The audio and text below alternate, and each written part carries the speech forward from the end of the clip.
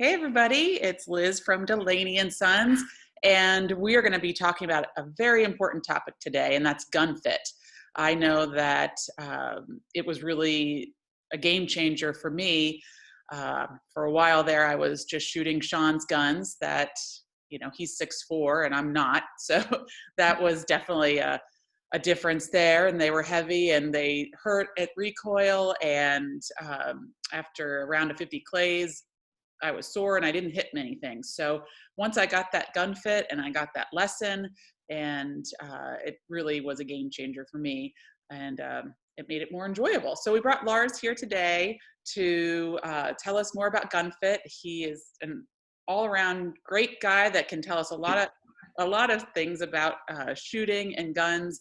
And I know that, Lars, you do a lot of gun fitting and a lot of instructing. So that's why we brought you here today to talk to us about gun fit.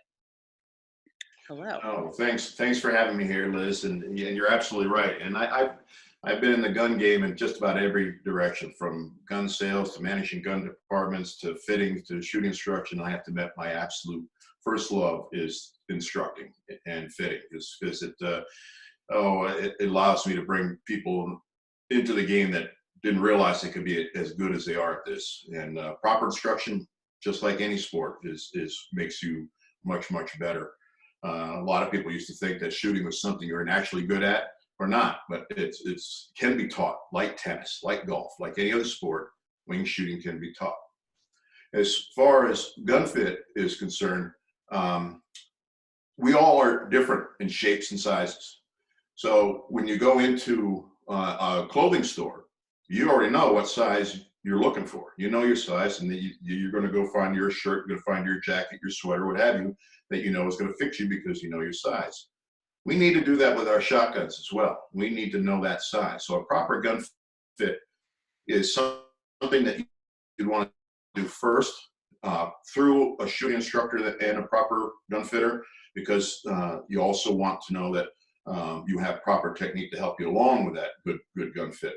And then once you have that, any reliable or any high-end gun room or gallery, most of them on their tags will give you dimensions. And the dimensions we talk about, and this is where it's intimidating, is all these funny terms and dimensions of gun fit. We have what we call length of pull, from the trigger face to the center of the butt of the gun, okay? And then we have, when we take this plane and continue it over the top of the stock, that's where everything else is measured from. So this would be comb, this would be heel. So if I said this had 1.5 drop at comb, that means it's 1.5 inches below this plane that continues over the stock. 2 inches here, 2 inches below, and there's your pitch. All right, then you also, on this particular fully articulated tri-gun, has the ability to bend it right or left for cast, and that's moving your eyes right or left. So essentially what you're doing, and like I said, it's very intimidating, but let's get a better understanding of what's happening with a gun fit. If I shoot my .22 rifle, this is a little combination gun, a little 7x50 Furlock made gun, made in Austria. It's got a 16 bore on top, but it's got a 7x57R on the bottom. A great little driven game gun. Whether the roe deer or the pheasant came by, you had a gun that could shoot it. But if you notice, it has right here a rear sight. When you are lining up this gun and you're printing it on paper downrange, you're always going to move this rear sight to the direction that you want the bullet to go. So if I'm shooting high and left, then I'm going to take this rear sight and I'm going to move it to the right, and then I'm going to bring it down. The rear sight always moves the direction that you want the bullet to go. In shotgunning, on the other hand,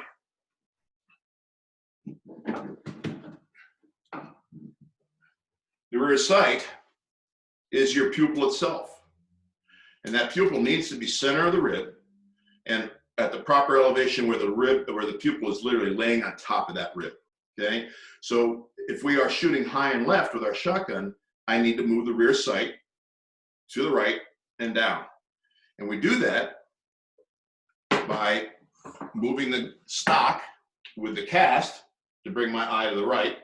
So that's called cast off or right-handed shooter. Mm-hmm.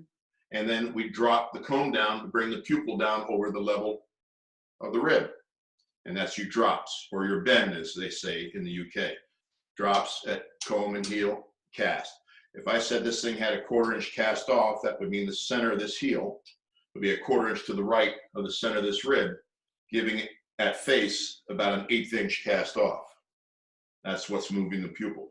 So that's what you're doing. You're moving your eye to get you in proper alignment. Right. These dimensions are based on physical features for the most part. Slope of shoulder, whether it's a long sloping shoulder or very square shoulders, length of neck, distance from pupil to shelf of cheekbone when the head carriage is properly forward and extended, that distance. These are what guide us to what dimensions they should be. Okay. Another one is pitch. That has to do with slope of shoulder, chest. I'm sorry. And what we do is we shoot at a pattern board with this fully articulated tri-gun, and I move the stock till I see the pattern come to where it should be, dead center on the pattern board.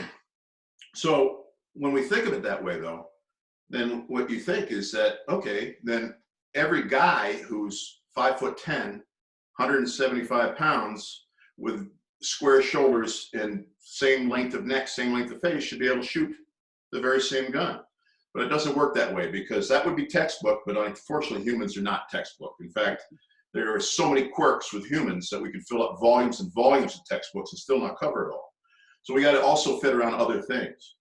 We have to fit around things like adopted stance and head carriage. And this can, people stand differently due to what it is they're shooting, whether it's clays or birds. They may stand differently because of sense of balance, athleticism. There might be even upper body strength that has to do with it. But there's these two individuals that look exactly like, maybe very, very different in how their aggressive nature is and all that. So we're also fitting around that. And probably in side-by-sides more so than over and unders, we're fitting also around a lot of the eye issues. For years and years and years of doing this, so I coined it over time, called subconscious reaction to barrel mass distraction. So in other words, when this gun comes up and all of a sudden there's all this mass in front of the eye, what's the subconscious want to do with that mass? And so sometimes we do fit around that. And this includes even understanding eye dominance, okay? People always assume that there's one or the other. It's either we are right eye dominant or we're left eye dominant.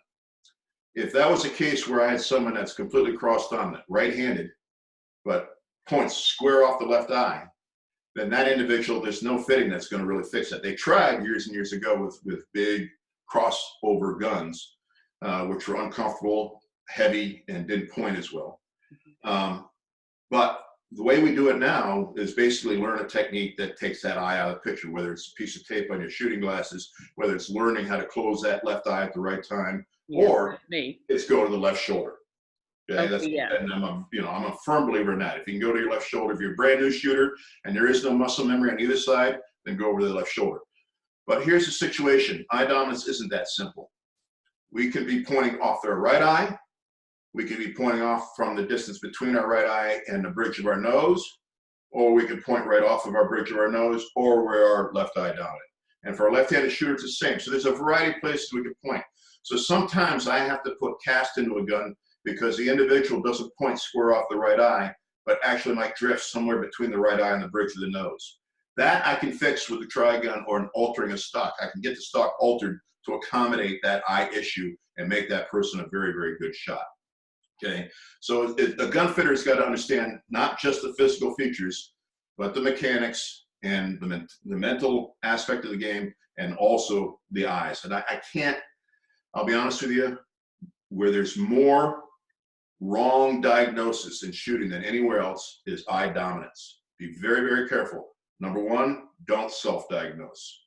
There's too many people out there that thought they were cross dominant and bought custom guns to fit them on that left side, only to find out that they were wrong. Okay. Really make sure you get a hold of a professional who knows what they're doing to really understand what your eyes or how your eyes are lined up. So we are also fitting around those type of configurations besides physical features. All right.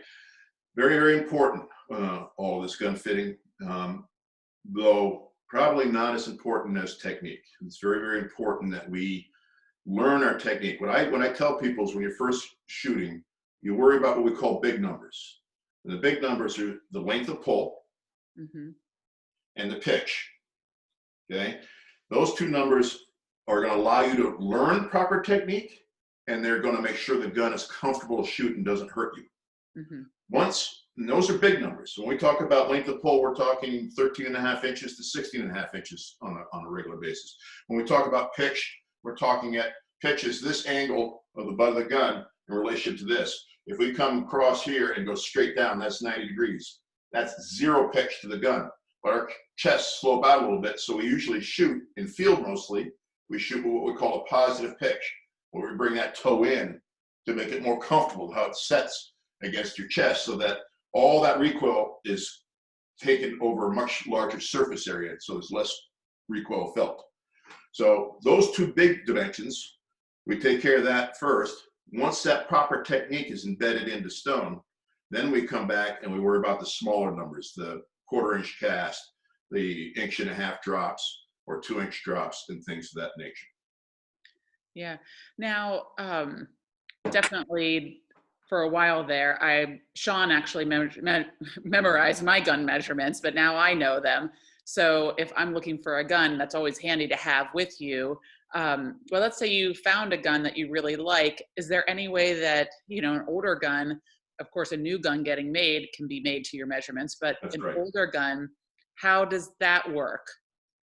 Well, as far as going into a gun gallery or a gun room, most of your highly reputable gun rooms will have those dimensions on the hanging tags of the gun. So if you have those dimensions on your card in your wallet or on your iPhone in your notes, you can compare them. And if they're within reason, then more than likely that gun can be altered that little bit more to make them perfect. Or you might find the gun that already is perfect. So if you are ordering, let's say through Guns International or online, and they probably will have the measurements on there, but typically you do have, when it goes to that FFL dealer or near you for yours, you typically have those 3 days of inspection period. So you can make sure that it is as it was advertised as far as dimensions. But most guns, it'd have to be some very, very large movements that could not be altered. Most guns, small movements, whether by passive bending or re-inletting or reshaping, can be changed to fit those numbers that are on your card that you were fit at. Yeah, yeah. And where can people go to get a good gun fit? I know that you showed that tri-gun. Certainly somebody that is a professional should have one of those tri-guns that can be kind of measured to you and you can practice on. Not only should they have a tri-gun, but they should have tri-guns in different configurations. If someone comes to me and he wants to be fit for a side-by-side, but all I have is an over and under tri-gun, I don't know what his eyes are going, how his eyes are going to react to that different barrel mass, that different rib configuration. So I have over and under and side-by-side tri-guns. So if someone comes to me and I say, I want to be fit with it I shoot nothing but over and unders, then I have the ability to give him his proper dimensions. So it's very important that whatever fitter. So obviously going online and trying to find fitters, and then if you can, we all work on references and stuff like that. We all have testimonials on our website. Call those people up and say, hey, did you really feel like you learned something or got some great information from this guy? For a long time, gun fitting in the American shooters' philosophy back in the 60s, 50s, and into the early 70s was, if I missed, I needed a bigger gun. And in the English, obviously, if I missed, they needed a better fitting gun. So it was a different concept to us for quite some time. But of course, the English were shooting much longer distances with their shotguns than we were here in the States at those times. But now we're starting to understand here as well that gun fitting is a very, very important part of this game, that it can make you the best shot you can be. It's the last and final ingredient that makes you the best shot you can be. So we have a lot more gun fitters in the States. You have to be careful. Like I said, read those testimonials, get some referral references if you can, because there's a lot of people that are preying off of that want of knowledge. But there's a good handful of high quality gun fitters in the United States. Yeah, yeah. Well, good. Well, I know that definitely you can do that at your shop. I've talked to many people that you have helped, and they're very happy with your advice and your coaching and your gun fitting. So definitely, everybody, go see Lars, and he's at a lot of gun shows. So certainly get to the gun shows when you can, and find him, and he can certainly help you out. Even if you have been shooting for a long time, Absolutely. you might need a gun fit. Maybe you've grown up or changed, or things have changed, and maybe you're not shooting as well as maybe you used to. Try that gun fit again. Am I right? That's correct. Absolutely. Yeah. A lot of good shooters have hit a plateau and can't figure out why they can't get beyond that 60 target mark or the 70 target mark. And that's when it's finally time to go see somebody, a professional that can refine that last little bit to start making you grow again. Yeah. Well, good. Well, this is an important topic, and definitely an important one. Um, we look forward to seeing you when we can see you again out in the field and at the course. And I'll have all your information below this video so people can get in touch with you. Thanks, Liz. Great talking with you. All right. Bye-bye.